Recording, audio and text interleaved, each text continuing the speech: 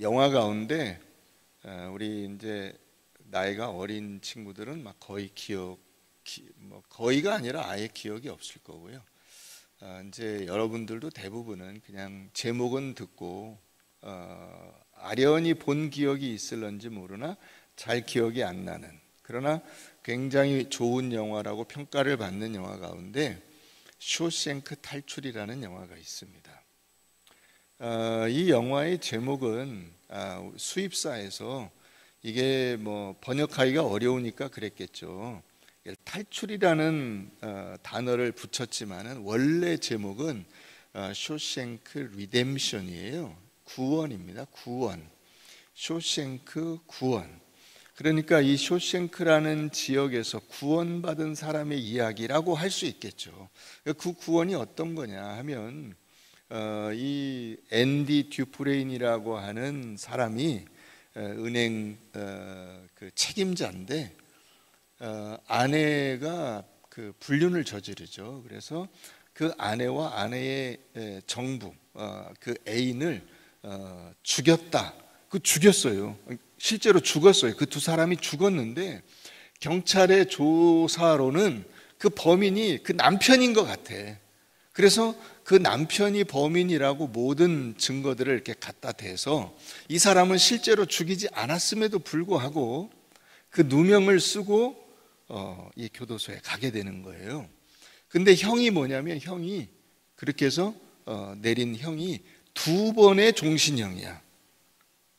그러니까 한 번 그 교도소에서 너 늙어 죽고 또 태어나도 또 죽어. 이렇게 형을 내렸어요. 어쨌든 2번의 종신형을 선고받고 그 교도소로 들어가게 되는데 그 교도소가 교도소라기보다는 실제는 이 세상인 거죠. 이 세상을 압축해서 이제 교도소라는 배경으로 보여주는 거예요. 근데 그 교도소에서 결국 이 앤디 듀프레인이 가서 그 교도소를 바꾸어 놓고, 어떻게 바꾸죠? 예를 들어서 도서관이 거의 사장되어 있고 있기는 했으나 실제로는 아무도 쓰지 않는 창고와 같은 그곳을 싹 바꿔서 많은 책을 기증받고 거기 그 죄수들이 수시로 와서 책을 읽고 서로 대화를 나누고 할 수 있는 그런 곳으로 바꿔놨어요. 또 그가 교도관들에게도 유익을 끼쳐서 자기가 알고 있는 금융 지식과 세금과 관련된 지식을 그 교도관들에게 잘 이렇게 적용해서 세금을 아낄 수 있도록 또 만들어줘서 교도관들도 다 이 좋게 보고, 그래서 그런 것들을 다 인정받아서 그 교도소장의 뭐 거의 비서실장 같은 역할을 하는 데까지 이렇게 가게 돼요. 그러나 앤디 듀프레인은 거기에 소망이 있지 않고 이 교도소를 나가는 것이 더 자기의 그 진정한 자유와 삶을 펼쳐지는 것이라고 생각을 하고 그렇게 그 노력을 하죠. 그래서 그가 이제 레드라고 하는 조연이 있죠. 굉장히 중요한 모건 프리만이라고 하는 배우가 연기를 한 그 레드와 친하게 지내면서 부탁을 합니다. 그래서 조그만 암석 망치라고 하는 거, 요 손바닥만한 요만한 그 망치인데 그걸로 이 벽을 파가지고 결국 구멍을 내고 19년 동안 그 벽을 파서 나중에 이제 19년 만에 탈옥을 하는 거죠. 근데 그 탈옥한 그게 이게 단순히 탈옥 얘기가 아니라 무슨 얘기냐면 이게 예수 그리스도의 이 땅에서의 삶을 완전히 각색해서 이 세상의 삶 혹은 교도소의 삶으로 그걸 적용시킨 거예요. 그래서 결국 예수가 그 부활해서 새로운 세상의 문을 열듯이 이 앤디 듀프레인이 그 탈옥해서 새 세상으로 나아가게 되는 것을 보여주는 겁니다. 그 와중에 이 레드라고 하는 사람도 감옥에 있을 때 듀프레인으로부터 뭔가 듣기는 들었지만 에이 그런 거는 실현 가능하겠나 했다가 나중에 자기가 가석방으로 밖에 나가서 이제 그 약간의 자유를 경험하면서 앤디를 떠올리게 돼요. 앤디 듀프레인의 그 이야기를 떠올리게 돼요. 그래서 그가 죽을 것인가, 다시 범행을 저지르고 교도소로 돌아갈 것인가 하다가 나도 앤디처럼 자유로운 세상으로 나아가야 되겠다 하고 그 앤디를 찾아가는 광경이 나오고 마지막에 그가 앤디와 만나는 장면이 나옵니다. 우리 한번 잠깐 그 부분만 좀 한번 보십시다.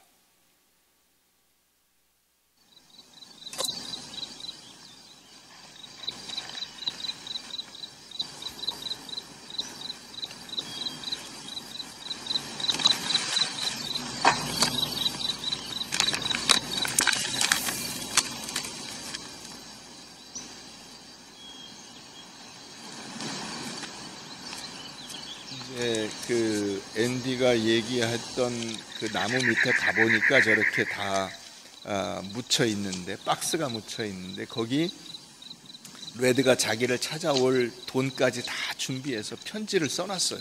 앤디 듀프레인이. Dear Red, if you're reading this, you've gotten out. And if you've come this far, maybe you're willing to come a little further. You remember the name of the town, don't you? Zihuatanejo. I could use a good man to help me get my project on wheels. I'll keep an eye out for you, and the chessboard ready. Remember, Red, hope is a good thing, maybe the best of things, and no good thing ever dies. I will be hoping that this letter finds you, and finds you well. Your friend, Andy.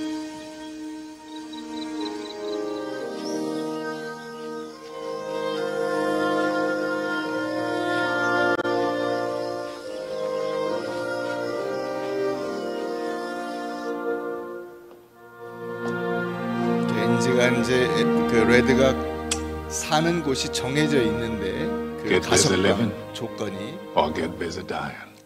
거기서 그 앞에 전임자는 브룩스라는 사람은 자살을 했어요. 근데 레드는 나는 새로운 세상을 향해서 가겠다 하고 결단을 하고 이제 그 가석방 위치가 정해져 있지만 거기를 벗어나는 결단을 하게 됩니다. I doubt they'll toss up any roadblocks for that. Not for an old crook like me. Fort Incott, Texas, please. I find I'm so excited I can barely sit still or hold a thought in my head.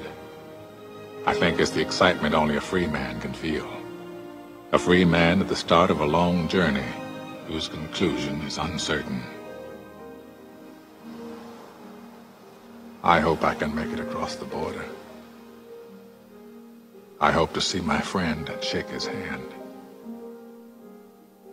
I hope the Pacific is as blue as it has been in my dreams. I hope.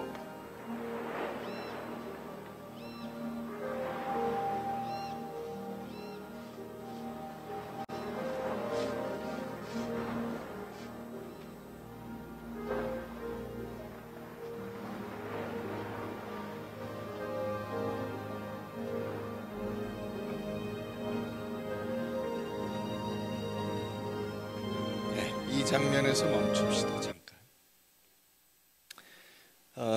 이게 이제 그 작가가 성경을 잘 알고 있는 사람이에요. 그래서 갈릴리 호수에 배를 띄워놓고 제자와 만났던 예수님 같이 그 부활한 예수님이 흰 옷을 입고 나타난 것처럼 저 앤디 듀프레인이 흰 옷을 입고 그 배를 손질하고 있는데 이제 제자가 찾아오는 형식으로 그렇게 그려져 있고 이제 드디어 만나게 되죠.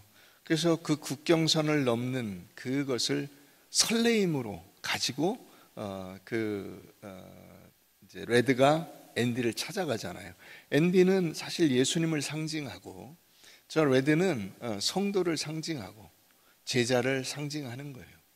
그런데 그 두 사람이 저 갈릴리 호수 바다와 같이 저곳에서 만나면서 그 부활의 기쁨과 설레임이 무엇인가를 어렴풋이 이 땅에서의 삶으로 그려내고 있다고 볼 수 있습니다. 그래서 여러분, 우리 이제 중고등부 학생들은 사실 저 태어나기 전에 거의 뭐 그때쯤에서 나온 영화이고 하기 때문에 잘 모를 텐데, 무슨 쿠팡플레이나 이런 데 가면 다 있으니까 한번 앉아가지고 맘 놓고 저 영화를 한번 보세요. 근데 여러분들도 보세요. 어떤 관점에서 보냐면 저 앤디가 누명을 쓰고 오잖아요. 그 감옥에 올 사람이 아닌데 오잖아요.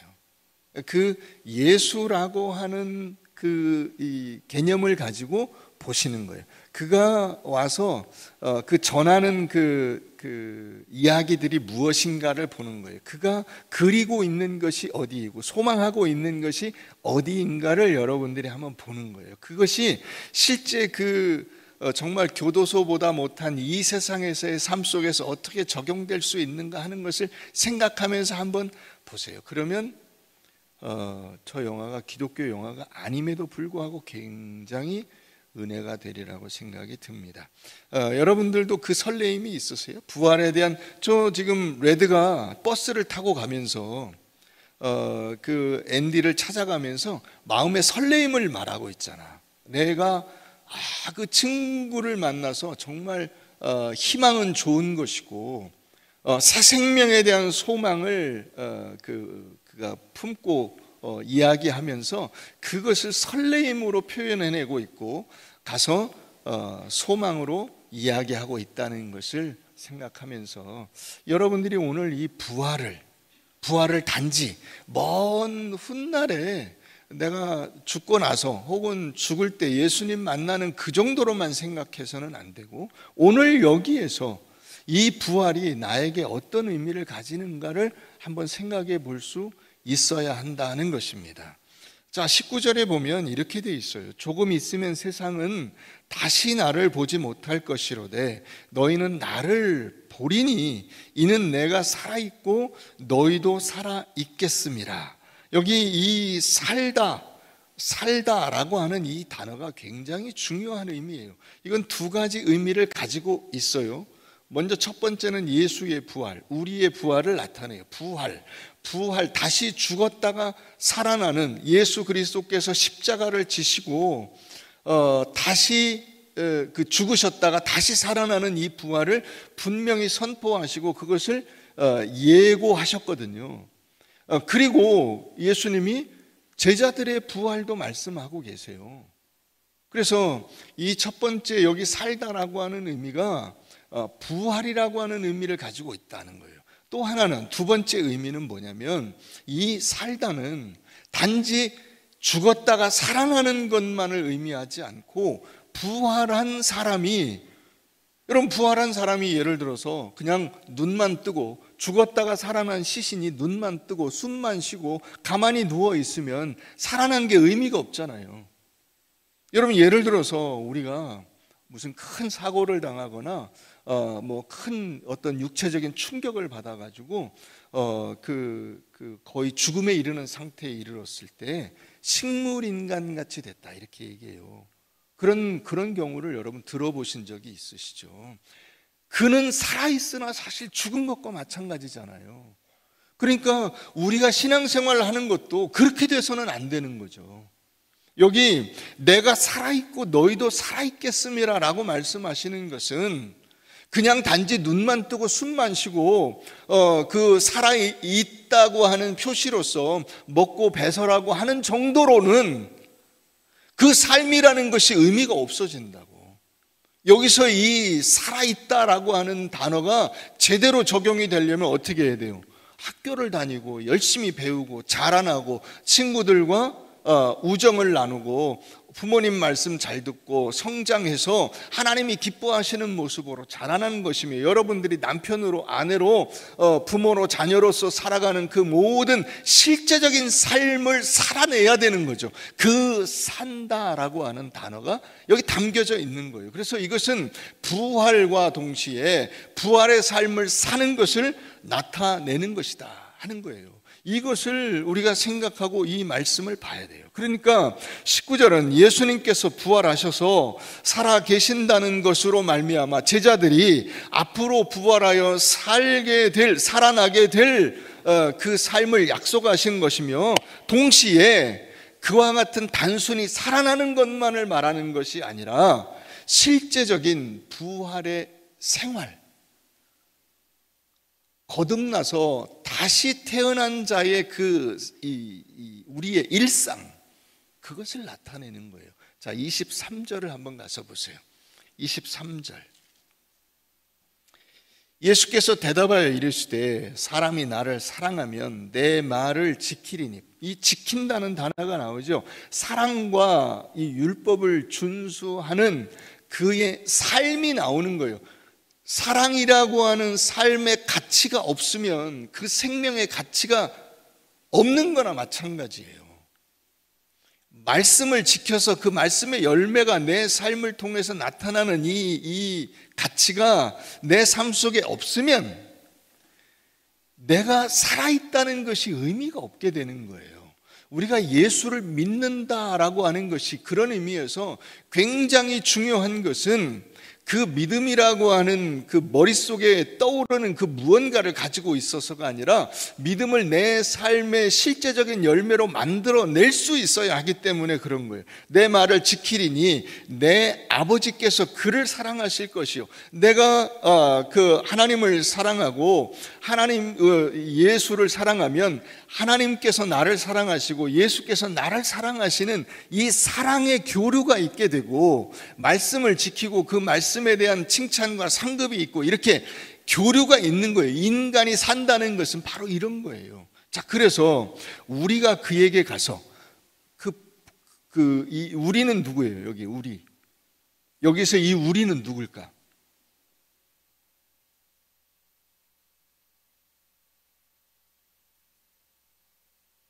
자, 국어 시간입니다. 여기서 이 우리가 의미하는 것은 누구일까요?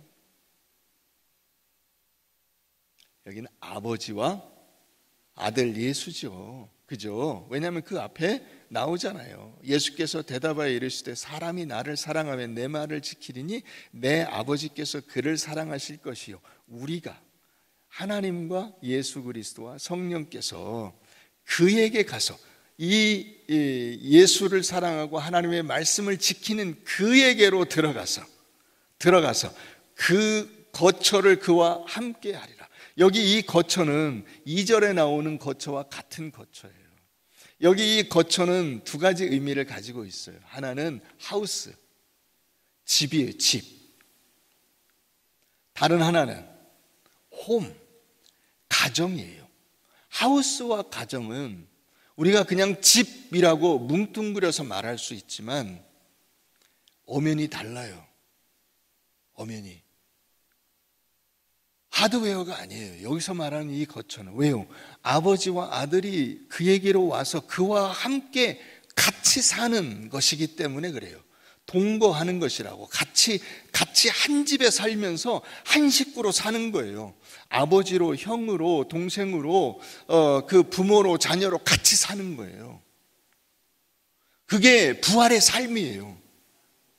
우리가 예수의 부활을 경험한다는 것은 바로 내 삶 속에서 하나님이 나의 하나님 되시고 예수가 나의 구주 되시고 내가 그분의 자녀 되고 그분의 제자로서 나의 삶의 현장 속에서 내가 그 삶을 살아내는 거예요.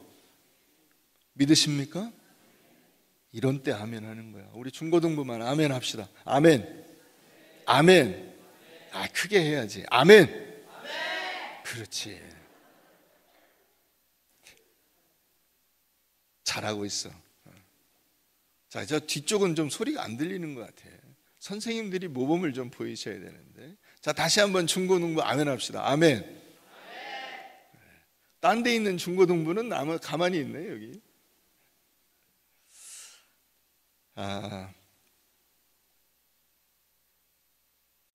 그러니까 이 부활의 삶이 내 현장으로 들어오는 거예요.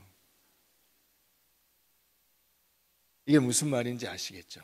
부활이 내 삶의 현장으로 들어온다고. 그래서 그 부활의 삶이 내 현장으로 들어와서 나타나는 것을 성경에서 일컬어 임마누엘이라고 하는 거예요. 예수 그리스도께서 이 땅에 오신 이유가 뭐냐? 임마누엘로 오신 거예요. 하나님이 나와 함께 계신다고 하는 증거로 오신 거야. 그게 예수가 내 안에 계시고 내가 예수 안에 있는 연합이에요. 하나님이 예수 안에 있고 예수가 우리 안에 오셔서 우리와 함께하는 이 모든 연합이 예수 그리스도를 통해서 가능하게 된 그것을 하나님께서 부활로 우리에게 분명하게 증거하고 선포하고 계신 거예요. 자, 그래서 그게 어디로 가냐면 다시 19절로 가봅시다. 19절. 조금 있으면 세상은 다시 나를 보지 못할 것이로되 너희는 나를 보리니, 이렇게 돼 있죠. 여기 이 보다라고 하는 단어가 굉장히 중요한 단어예요. 이 보다라는 단어는 제가 이 책을 보다, 여기 성경책이 있는 것을 보다, 여기 컵이 있는 것을 보다 이런 뜻이 아니고요. 이 보다는 멋있는 광경을 내가 목격하는 거예요. 자세히 그것을 들여다보는 것이고, 그래서 이것은 스펙터클한 광경을 목격하고 그것이 무엇인가를 분명히 들여다보고 그것을 내 눈에, 내 뇌리에 새기는 거예요. 여기 보다라고 하는 의미가 세오레오라는 이 헬라어인데 이 단어가 가지는 의미가 바로 그런 거예요. 예수가 이 땅에 살아 계시면서 보여주셨던 놀라운, 우리가 깜짝 놀랄 만한 그 삶을 성경을 통해서 우리가 보잖아요. 야, 예수께서 이렇게 사셨구나. 십자가를 지셨구나. 그가 십자가에서 달려 죽으심으로 모든 인간을 위한 죄의 값을 치르셨구나. 그리고 그는 우리를 위하여 죽으시고 우리를 위하여 다시 살아나셨구나. 이 엄청난 광경을 여러분 우리가 성경을 통해서 보잖아요. 그런 의미에서 이 보다예요. 보다. 자, 이 보다가 어디로 적용돼요? 나에게로 적용되잖아요. 예수가 지금 뭐라고 말씀하시냐? 세상은 다시 나를 보지 못할 것이로되 너희는 나를 보리니. 자, 부활한 부활의 주 예수께서 우리를 위하여 보여주시는 놀라운 그 부활의 영광을 우리가 보게 되고, 자, 그 영광을 본 자로서 우리가 어떻게 살아야 되는가 하는 것을 예수님께서 우리에게 알려주고 계신 거예요. 그게 이 부활의 적용입니다.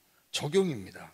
여러분들이 어느 나라에서 태어나고 어느 지역에서 태어나고 어느 가정에서 태어나고 어떤 조건과 환경에서 자라나고 여러분들의 그 형편과 상황이 어떠한가 하는 것은 이건 굉장한 하나님의 각본이에요. 여러분, 예수가 무슨 대단한 귀족의 집안에서 자라거나 왕의 아들 왕자로 태어나지 않았어요. 가난한 목수의 가정에서 자라나서 거기 태어나서 그 태어날 때도 어땠어요? 우리가 성탄절에서 늘 보듯이 마구간의 구유에 말의 먹이통에서 자라났죠. 거기 태어나서 거기 뉘어졌잖아요. 자, 그런 형편에서 태어난 이 예수 그리스도께서 정말 별 볼 일 없는 삶의 조건을 가지고 살았지만은 그가 어떤 그 결말을 가져왔는가 하는 것을 우리가 알듯이 여러분들의 인생도 마찬가지예요. 우리 아버지가 돈이 많았으면, 우리 아버지가 높은 자리에 있었으면, 내가 더 능력이 많았으면 하는 등등의 여러분들이 상상의 나라를 펴는 것이 할 일이 아니라, 그런 것이 꿈이 아니에요. 꿈이라는 것은 뭐냐면 아까 그 레드가 말했듯이 정말로 우리의 인생이 이 세상의 제한된 조건에 묶이지 않고 더 넓은 세상과 먼 미래를 바라볼 수 있는 것이 희망이고, 그것이 우리의 비전이듯이 예수께서 우리에게 주신 이 부활의 능력을 가지고 살아갈 수 있는 것이 하나님께서 우리에게 주시려는 은혜요 기쁨인 것을 아셔야 돼요. 그 인생의 무대가 여러분들에게 펼쳐져 있다는 것입니다. 그 무대 위에서 여러분들이 해야 될 여러분들의 삶의 공연이 있어요.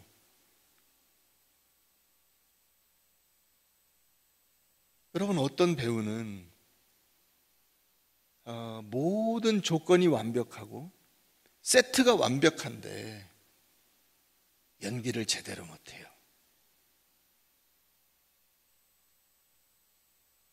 그런 걸 보면 답답하죠. 그죠? 개중에 그런 사람들이 있다고. 남 탓하고 부모 탓하고 시대 탓하고 환경 탓하고 그런 사람들이 있어요.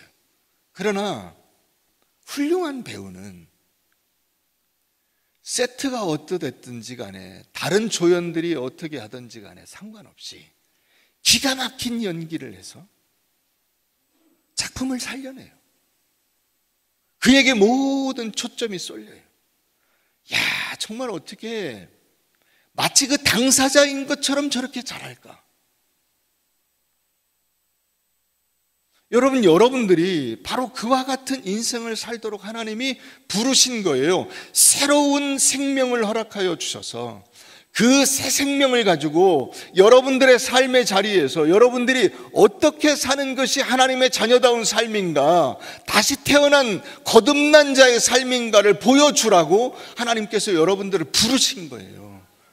그런데 맨날 저는 이런 거 하기 싫어요, 저는 이런 거 하기 싫어요, 저는 이렇게 하고 싶어요 하고 불평하고 입이 이만큼 나와 있고 소극적이고 제한적이고 한계적인 그런 상황 속에만 있다면 그것은 여러분들이 부활의 인생을 살지 못하는 거예요.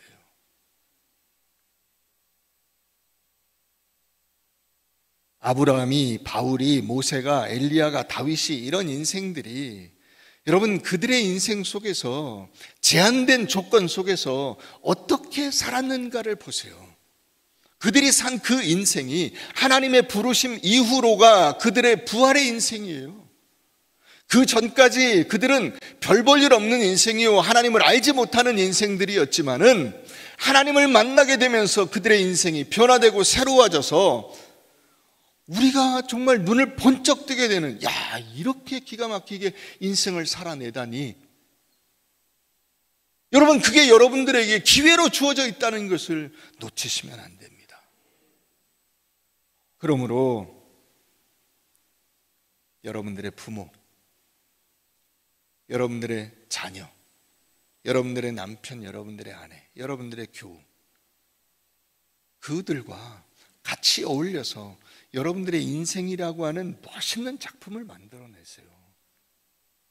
그걸 남들이 보게 하셔야 된다고. 세상은 다시 나를 보지 못할 것이로되 너희는 나를 볼 것이고 나는 너희를 볼 것이다. 내가 너희에게로 들어가서 너희와 함께 아름다운 가정을 이루어 한 가정 안에서 하나님의 하나님 되심과 우리의 우리됨이 얼마나 영광스러운 것인가, 기가 막힌 즐거움이요 아름다움인가를 사람들에게 입증해라 라고 하는 그 부탁과 당부와 기회를 여러분들에게 주시는 거예요. 이걸 여러분들이 잘 감당하셔야 돼요. 부모 탓하지 마시고, 자녀 욕하지 마시고, 남편 험담하지 마시고, 아내를 사랑하시고, 이웃들과 함께 손을 잡고 기쁨으로 여러분들의 인생 속에서 주어진 역할을 잘 감당하시기를 바랍니다. 제가 최근에 샬롯 키틀리라고 하는 영국 작가인데, 이 작가가 36살에 두 아이를 남기고 대장암으로 사망하게 됐는데, 이 여인이 죽기 전에 자기의 블로그에 남긴 글을 읽어드리고 말씀을 정리하도록 하겠습니다. 살고 싶은 날이 저리 많은데 저한테는 허락이 되지 않네요. 내 아이들 커가는 모습도 보고 싶고 남편에게 못된 마누라도 되면서 늙어보고 싶은데 그럴 시간이 없네요. 살아보니 그렇더라고요. 매일 아침 아이들에게 일어나라고, 서두르라고, 이 닦으라고 소리소리 지르는 나날이 행복이었더군요. 살고 싶어서 해보라는 온갖 치료 다 받아봤어요. 기본적인 의학 요법은 물론이고 기름에 절인 치즈도 먹어보고 쓰디 쓴 즙도 마셔보고 침도 맞아보고, 그러나 귀한 시간만 낭비한다는 생각이 들었어요. 이제 제 장례를 다 정리하고 문제를 처리해 놓고 나니 매일 아침 일어나 아이들 깨어나주고 뽀뽀해 줄 수 있는 게 새삼 너무 감사하게 느껴졌어요. 얼마 후 나는 남편 곁에서 잠을 깨는 기쁨을 잃게 될 것이고, 남편은 무심코 커피잔 2개를 꺼냈다가 한 잔만 타도 된다는 사실에 슬퍼하겠지요. 딸 아이 머리를 따주어야 하는데 그건 누가 하며, 아들 녀석 잃어버린 레고 조각이 어디 굴러다니는지 저만 아는데 그건 누가 찾아줄까요? 6개월 시한부 판정을 받고 22개월을 살았습니다. 그렇게 1년 더 보너스로 얻은 덕에 초등학교 입학 첫날 아이를 학교에 데려다주는 기쁨을 품고 갈 수 있게 되어서 너무 감사합니다. 녀석의 첫 번째 흔들거리던 이빨이 빠져 그 기념으로 자전거를 사주러 갔을 때는 정말 행복했어요. 보너스 1년 덕분에 30대 초반이 아니라 30대 후반까지 살고 가네요. 복부 비만이요? 늘어나는 허리둘레, 저도 그거 한번 가져봤으면 좋겠습니다. 휘어지는 머리카락이요? 저도 그거 한번 뽑아봤으면 좋겠습니다. 저도 한번 늙어보고 싶습니다. 부디 삶을 즐기면서 사세요. 손으로 삶을 꼭 붙드세요. 여러분들이 부럽습니다. 여러분, 여러분들의 인생은 하나님께서 여러분들에게 부활로 주신 놀라운 은혜인 것을 잊지 마십시오. 가족들과 함께 사는 것을 감사하고 즐기십시오. 살아있다는 것 자체가 감사요 행복이라는 것을 놓치지 마십시오. 불평할 시간에 하나님께 감사하고 그 하나님께서 여러분들에게 주신 평범한 인생을 가장 행복하게 살아가는 여러분들 되시기를 바라고, 그 부활의 기쁨으로 승리하는 여러분들 되시기를 바랍니다.